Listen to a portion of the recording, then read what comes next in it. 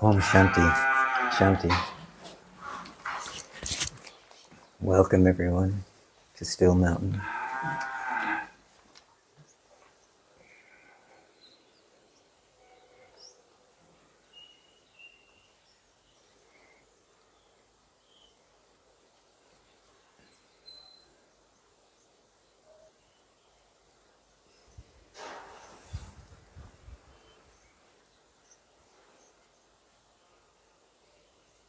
Sometimes when we sit quietly together like this for a short period of time, or for maybe for some of you it felt like a long period of time,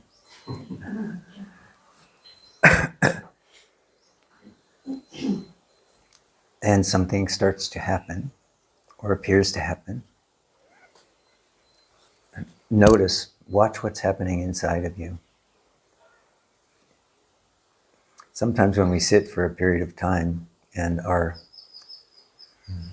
habit is not to sit much or at all, not to remain quiet, but to keep busy and keep doing things and keep meeting people and keep reading things and keep going to movies and seeing videos and things like that. We find that when someone asks us to, or the situation asks us to just be still for 20 minutes or half an hour, there's such joy in the mind when something happens. And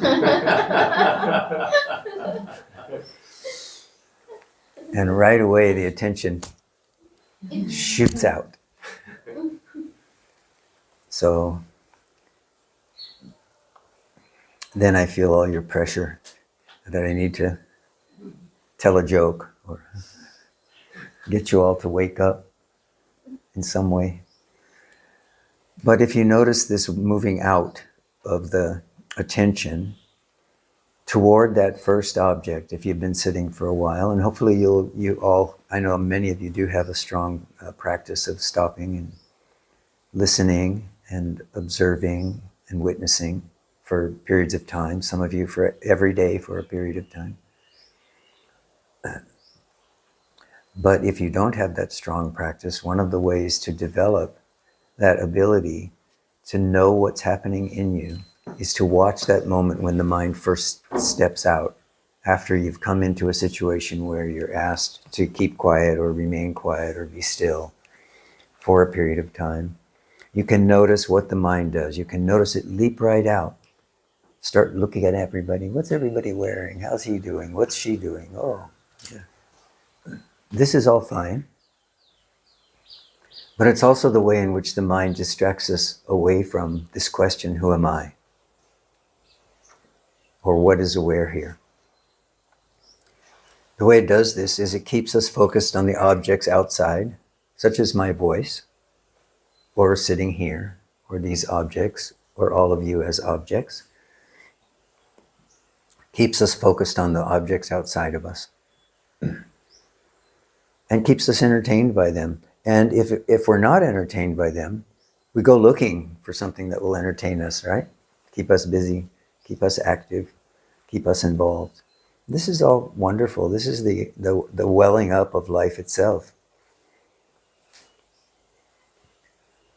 But what I hear up here a lot is that people are also aware that though this moving out isn't a problem most of the time, sometimes it is.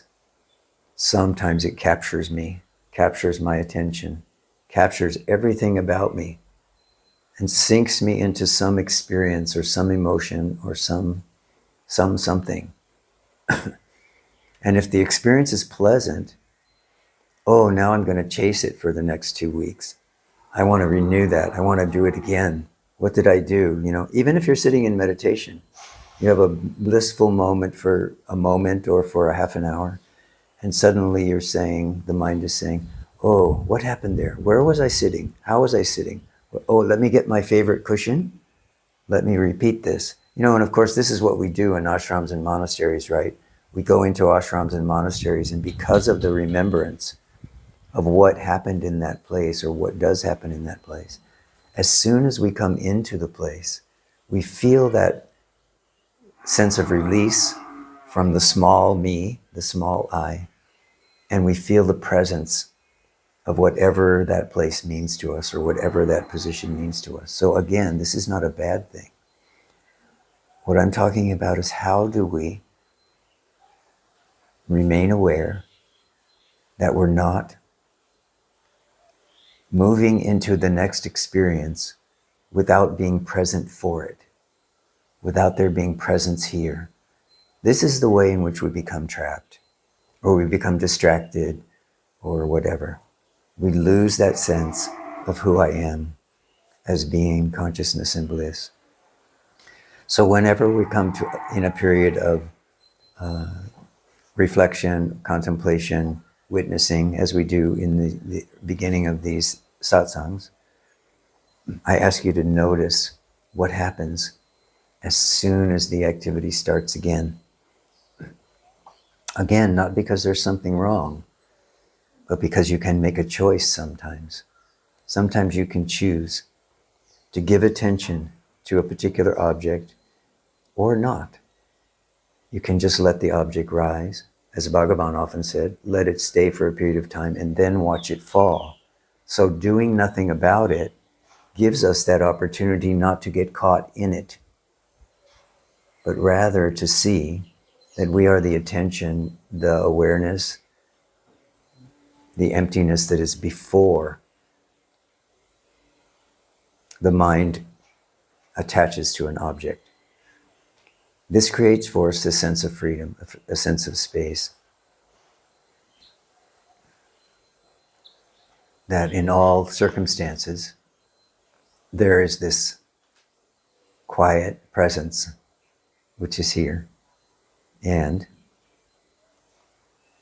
that it can enter into the play, or it can just sit back and watch. Now we feel as though we have this awareness of presence and we have a choice. This gives us a sense of freedom. And the more we sit in these moments of quiet solitude, whether we're here in a group like this or we're in our own space, as soon as we go into this space of quiet solitude, we become more willing to fall into the space of awareness itself, because the objects don't have so much pull on us at that moment. And this is something, a habit that we just cultivate through presence. And of course, you can do this in silence. You can also do it with sound, can't you? If you sit anywhere, on the street, go to the Girivalam, sit on the road, but don't be affected by the sound. This might be hard for some of you, but for others of you, just notice that the sound is there. Just take this position of kind of listening. You know, like a cat at watching for a mouse. If this is your attitude, even on the Girivalam, you'll see that the sound, even though it's right there in your face, it will start to fade behind. It'll start to go into the background. And you'll feel the presence of your own being as you're sitting there with your chai, with the vehicles going by, with the trucks going by, with the dogs, with the sadhus, and with Arunachala. So cultivate this as your way of being in the world, and you'll notice very quickly how quickly you enjoy the things that you're doing, much more quickly. You enjoy the things that you're doing, how they don't affect you. They don't pull you into a negative space. They allow you to open your heart and to be present in this moment with whatever is here, and to see in whatever is here that this is awareness itself, that this is the space of being consciousness and bliss. Whatever's in the space is not of great significance, unless you want it to be. If you want to dance, you get to dance, but you don't have to dance.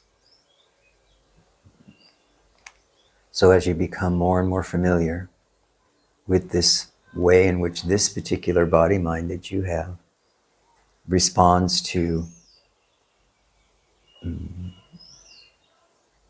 stillness and quiet, and how it responds when sound or experience begins to rise, then you begin to know something about who you are and what you have.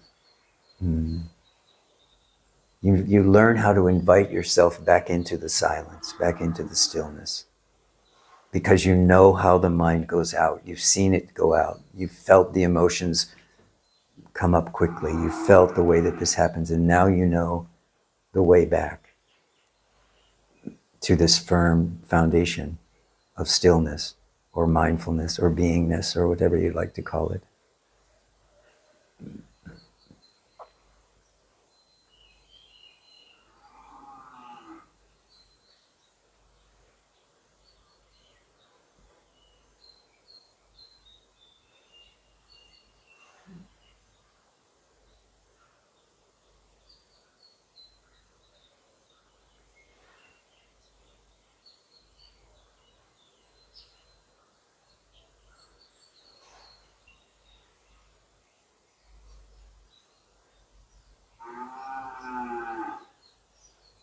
So now, are you waiting?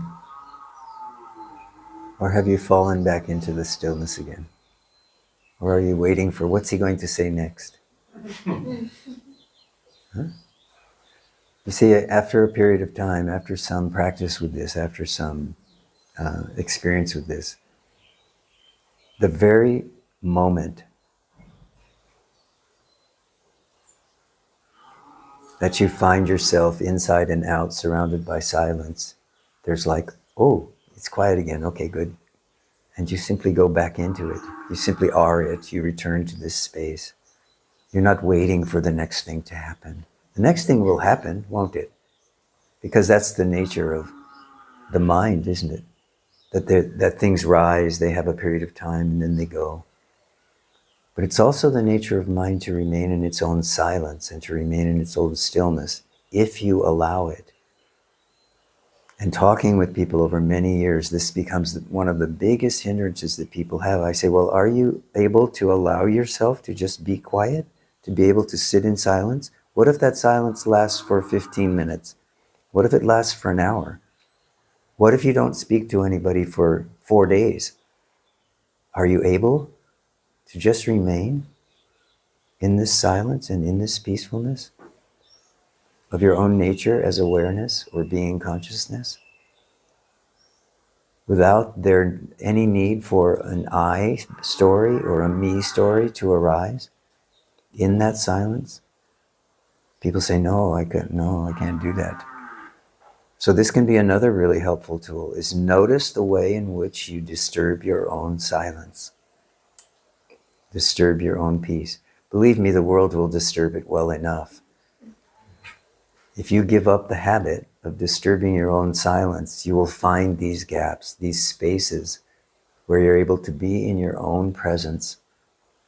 Not the presence of me, not the presence of this body-mind, but in the presence of that which you are as being consciousness and bliss, or awareness itself.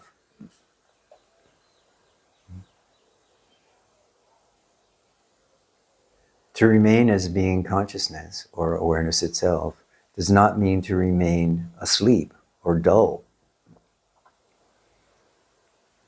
In the same way that if I ask you, are you aware?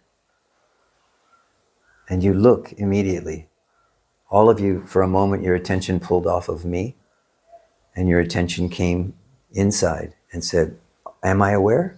Oh, okay, yes, I am. I know I'm aware. And then it turns back out again. But in that moment, you come to know something about yourself as pure being consciousness or pure awareness. So asking yourself this question, am I aware? And answering in a moment, yes, because you don't really need to take a long time to think about it, do you? If I say, are you aware? How long does it take you to know you're aware? You see, you're always aware, but you're not always aware that you're aware. This is why I'm asking people, are you aware? Are you aware? Because in that moment, you're not only aware, you know you are aware. Awareness knows it is aware. And there's a pristine quality to it, and there's also a quality of freedom that's involved there. And as soon as you know that you are aware, then the activity can start up again, and you'll be much more present in the activity, whatever it is. So it's not to stop you from doing things, to stop you from doing your job, or stop you from being in your relationship, or stop you from walking around the hill, or enjoying the presence of your friends in the chai shop. It's to remind you that before all of that, I am. This is the feeling you're having. When you ask yourself the question, am I aware? And the answer is yes. It comes right away. Now you know that you are. And all of this is dancing in that awareness. Without that awareness, none of this is possible. So then this awareness becomes the most interesting thing that's going on eventually. Because of course it's not going on, it's just there all the time. But now we become more and more aware of it, of its presence.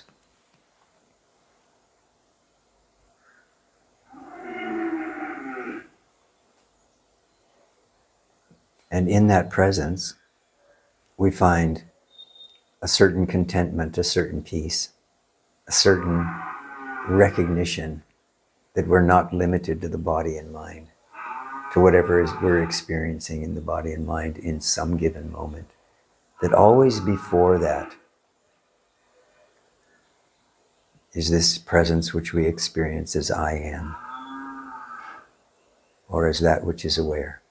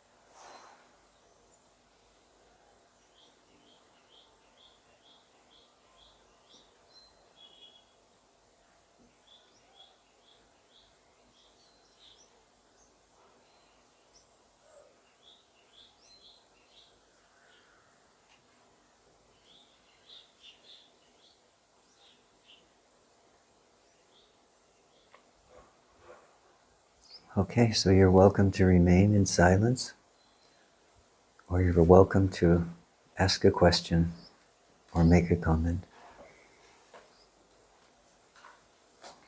So when you've mentioned this a lot of times before that nothing is really happening. And today you spoke about the appearance of many things that are happening, Appear to be happening. appear to be happening. So what came to me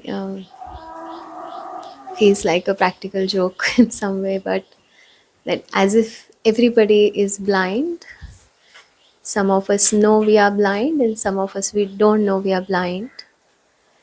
And each one of us, whatever we experience by touch or feel,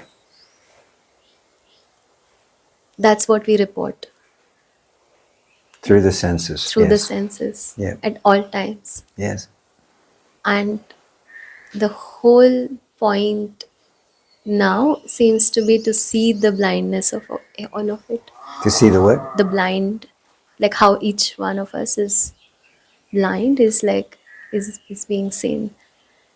Is it? I don't know. I'm not able to articulate, but it's so visual for me that it's the apparent understanding of everything. So, I mean, I don't know. Just, Okay. yeah, it just feels like each one's blindness is being seen, and to me, I can, of course, see my own now, thanks to you. Yes, well, of course, it's much easier to see the apparent blindness of someone else than it is to see our own blindness. Yeah, In the also. same way that we can't see our own eyes, we can't often see our own Yeah. veiled vision. Yeah. And it's not coming from the space of judgment or anything. Like I was discerning also. It's just it's just a fact. It's just like a report. What's the fact? The just feels like everyone is blind in their own way. And to me, Well, is yeah, it but right? that yeah, okay, so okay. I just like to remind everyone when someone reports like this that right now this is the way that it looks like, or this is the experience I'm having. I just want you to know that that's just what you're seeing now. And what you're seeing now, right, in any given experience is based on what you saw in the past in some way. So always keep in mind that if you want to know what is real here now, there can be no stories from the past. That information needs to be left alone, right? Because otherwise the mind does get together and it makes a story out of something and it says, da, da, da. So it's fine to say, this is what I'm seeing now, but remember that the important emphasis is now, Yes. not to make something, even an insight, even a very deep insight, is something that's happening in the now, and it has a foundation in the past, in the experiences of the past, and it may have some consequence for the future. But in the now, there is no past. There is no future, right? No projection. There's not even a present. Now does not imply the present moment that we appear to be having. Now implies the eternal, unborn self-radiance of awareness itself, which can only be known when there is no I, no me, no past, no present, and no future. Okay? So yes, I love to hear these reports, but always to remind you, don't get stuck in your own descriptions, because, Sure. okay, Yes. yeah. I wasn't really saying that for you because I know you, but I was saying that for everyone. So what do I mean when I mean the past? You know, if you, and how does that relate to this now experience of presence? If I talk about the past, there really isn't a past, except as you experience it as a residual feeling, emotion, taste, touch, smell, thought about something that seemed to have happened before.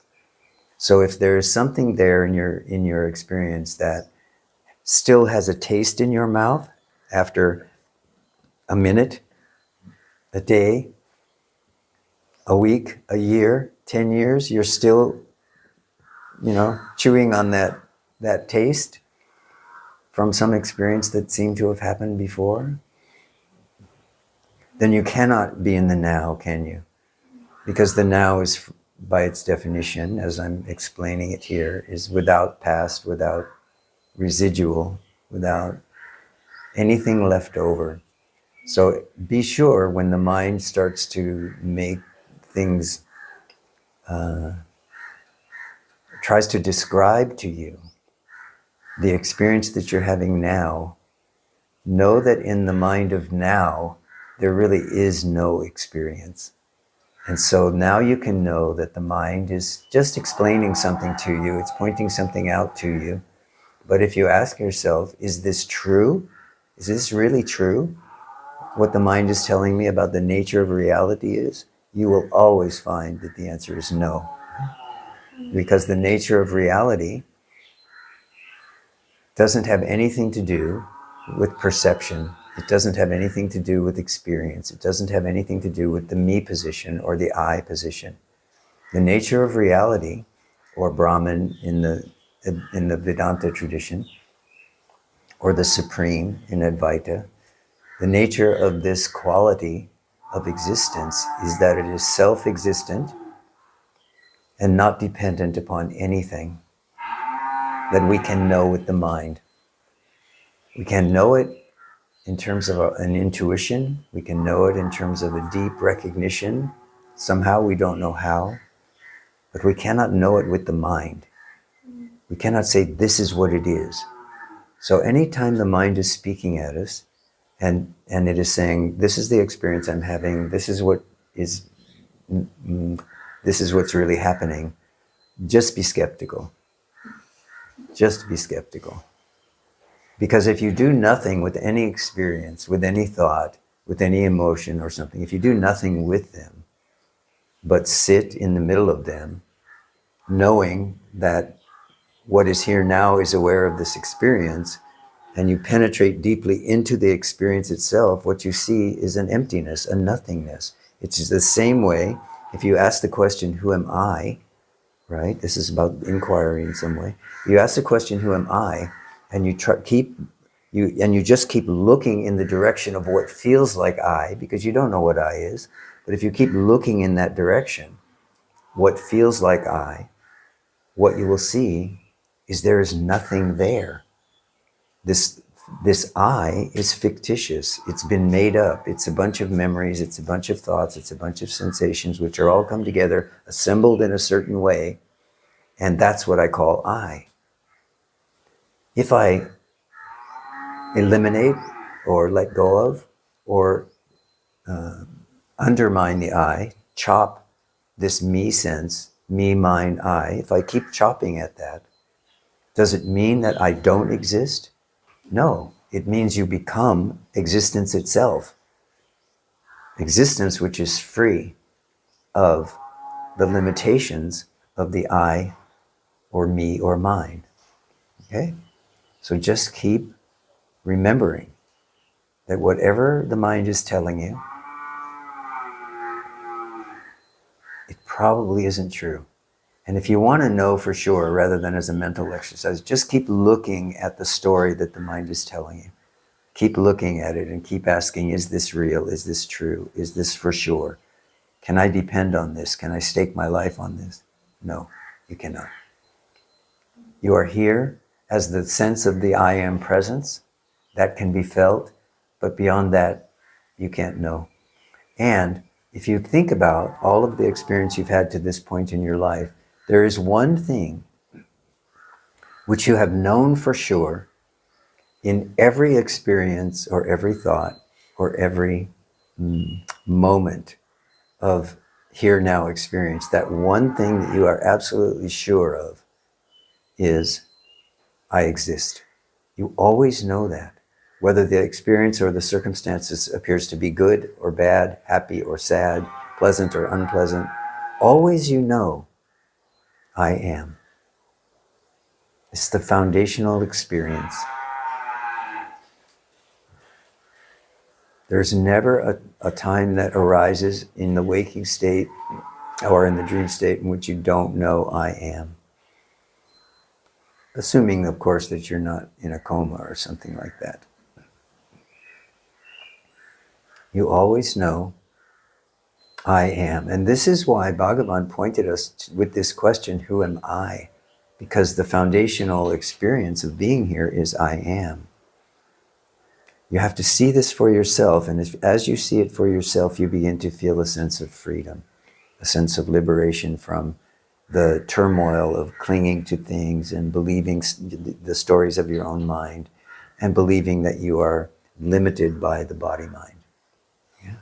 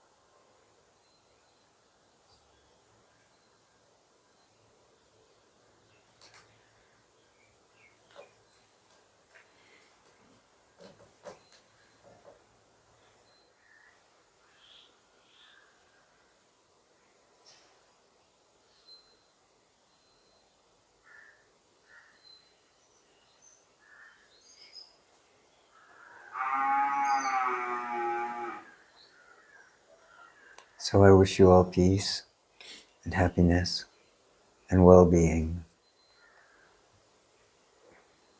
I hope to see you all again soon.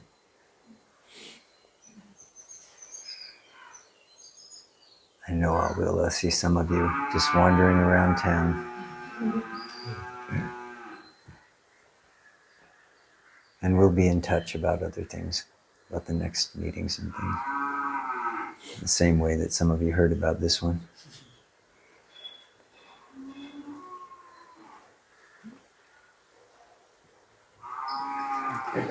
Hari Om. Tat Sat.